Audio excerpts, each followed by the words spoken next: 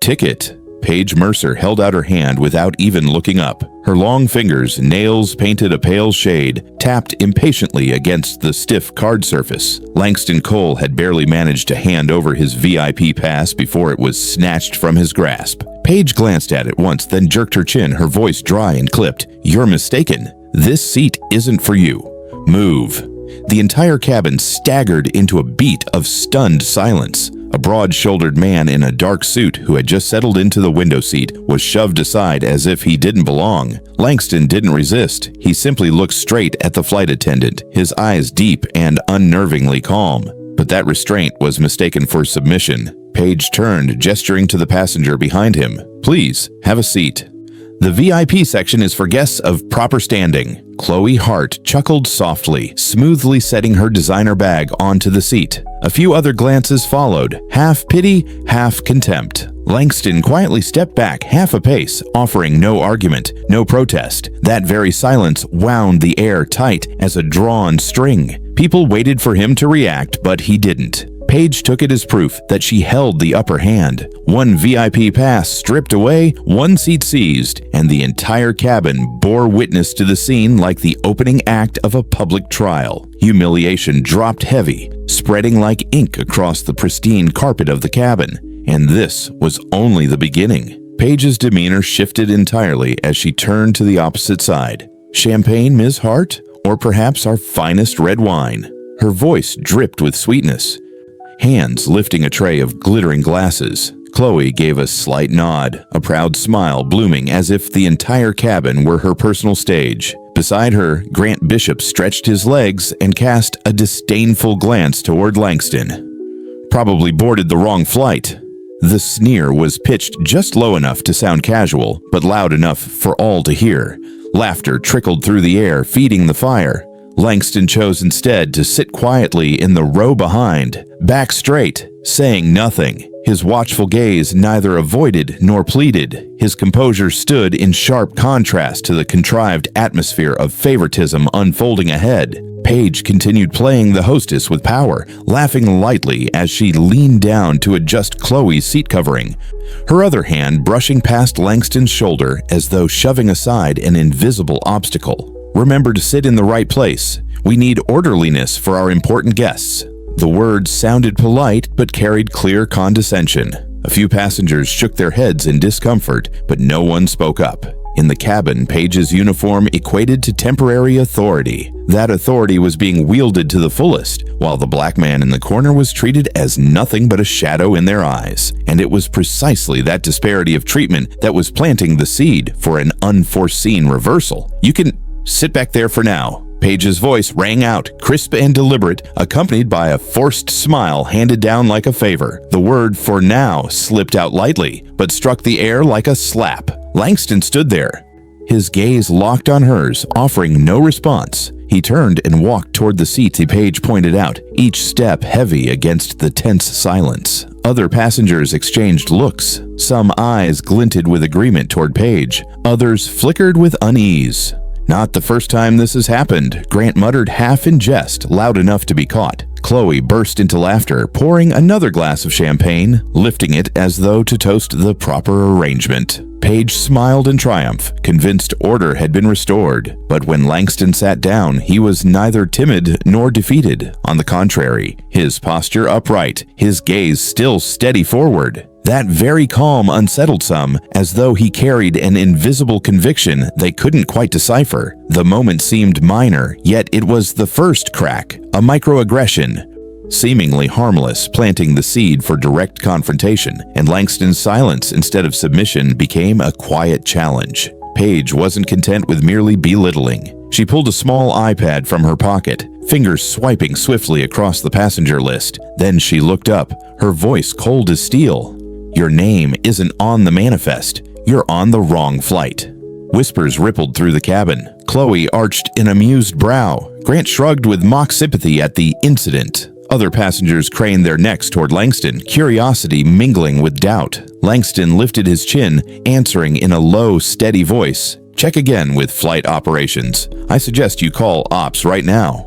Paige frowned, briefly caught off guard by his composure, but instead of complying, she pressed her lips together and shook her head. "No need. I'm the one responsible for passenger safety here. I trust the list in my hand."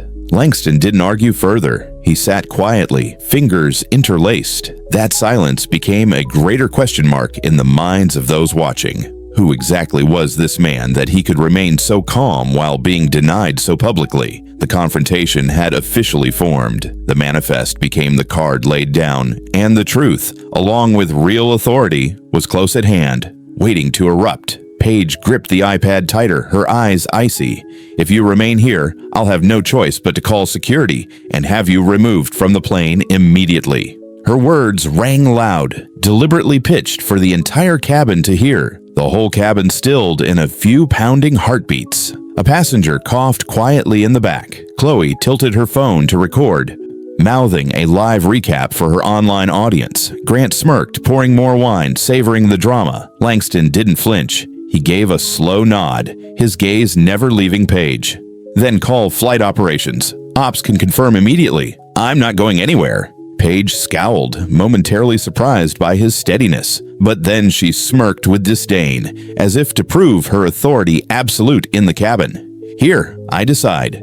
And I won't allow an unidentified guest to disrupt a multi-million-dollar flight." Her words cut through the air like a knife. All eyes now bore into Langston, a public trial, framing him as an intruder. Yet within his silence, Langston planted another seed, a conviction that the truth was far from revealed, and that turned Paige's threat into a catalyst, pushing the conflict from subtle to openly explosive.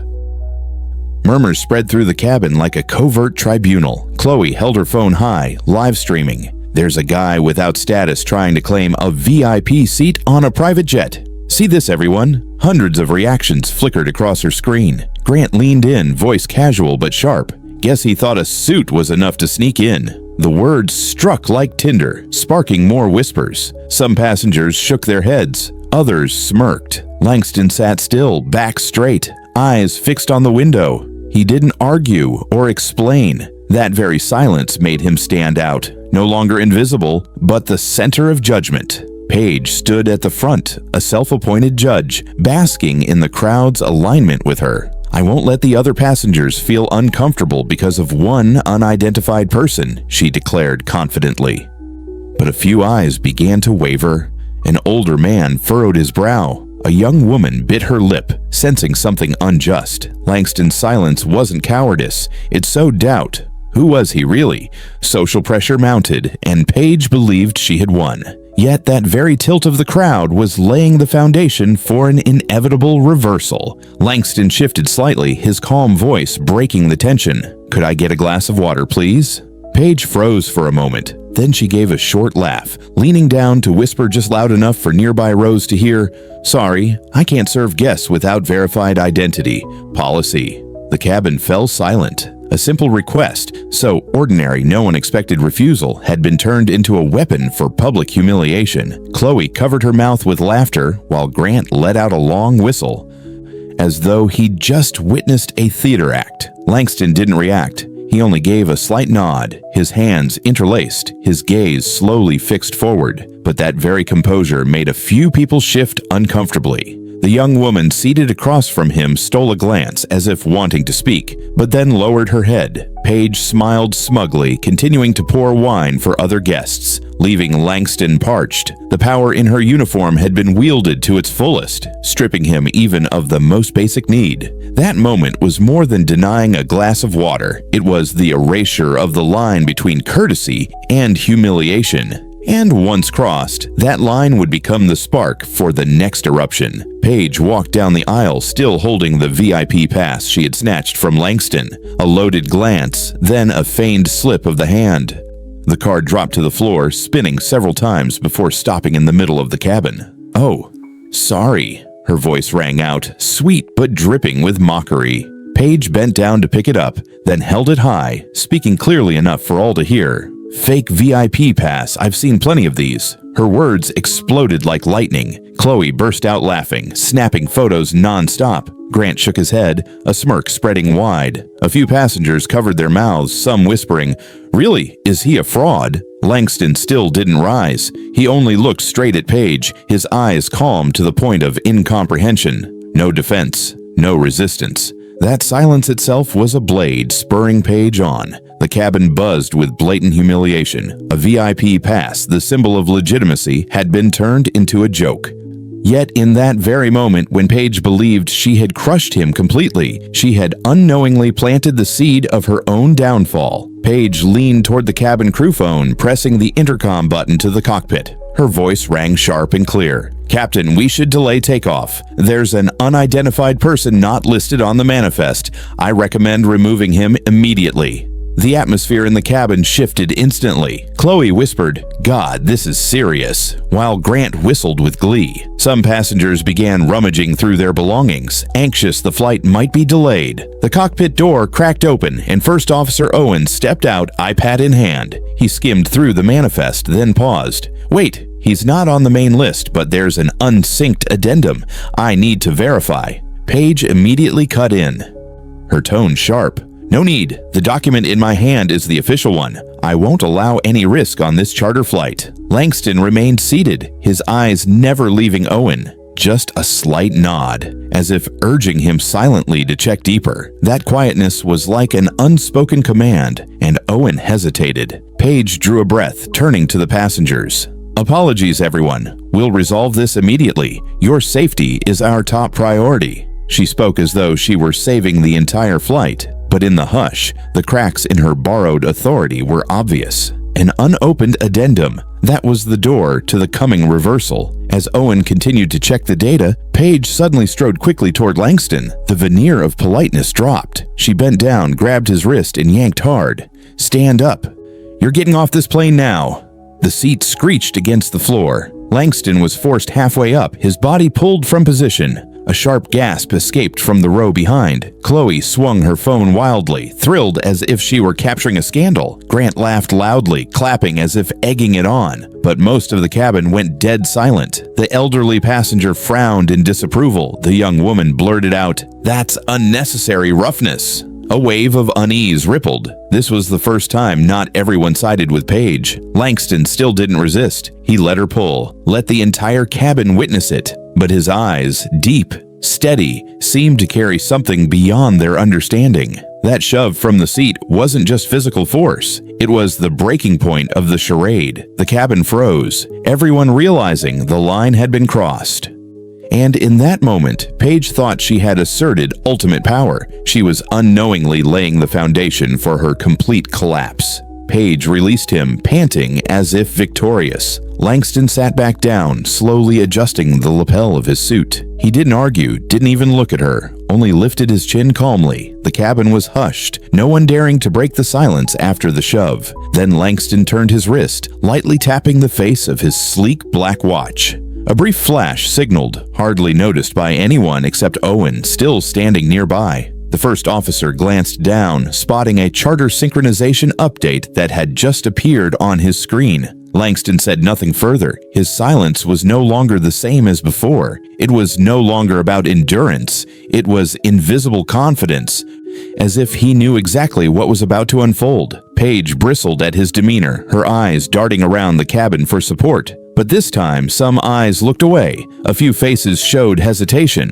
Her authority was no longer absolute. The cabin now felt like a stage waiting for climax. The villain convinced she had asserted dominance, while the hero sat still, laying brick by brick for the turnabout. The silence wasn't empty. It was the inhale before a powerful reversal. The cabin intercom rang. Captain Reyes's voice boomed through the speaker. "Ops just confirmed there is a charter holder on board. I need everyone to remain calm." Paige froze. Chloe lowered her phone slightly, and Grant's laughter died out. From the door, a coordinator, Marta Quinn, stepped in, her tailored suit crisp, an electronic tablet in hand. Her voice was firm. "We just received direct verification from the system. The charter passenger is present in this cabin." Each word dropped like a weight. Passengers murmured, curiosity sparking. "Who? Where?" Paige struggled to reclaim her authority, cutting in, "Impossible. I checked the manifest. There must be a mistake." But Marta didn't even turn her way. She declared clearly, "The name of the charter holder is in the contract appendix." The information has just been confirmed. We will announce it now." Langston remained seated, his gaze calm. He gave no signal, yet the entire cabin seemed to gravitate toward him, a shared intuition that the secret was about to be exposed. The cabin held its breath, every sound fading to a distance. Only Marta's heels struck evenly against the floor as she walked straight toward Langston. She stopped right before his row. Opening her tablet, her voice rang sharp and precise, each word cutting through the tension. "Mr. Langston Cole, charterer and beneficial owner of this flight." The cabin exploded in shock. Chloe dropped her phone to the floor, the live stream shaking wildly. Grant shot up from his seat, his face flushed red. Some passengers gaped, and a young woman whispered, "Oh my God." Paige was stunned, the VIP card trembling in her hand. The same card she had once thrown on the floor was now retrieved by Marta and respectfully returned to Langston. "Our apologies for the delay, sir." Langston accepted the card with a slight nod. He didn't raise his voice, only uttered a short, steady line. "Thank you. I expect the flight to continue as planned."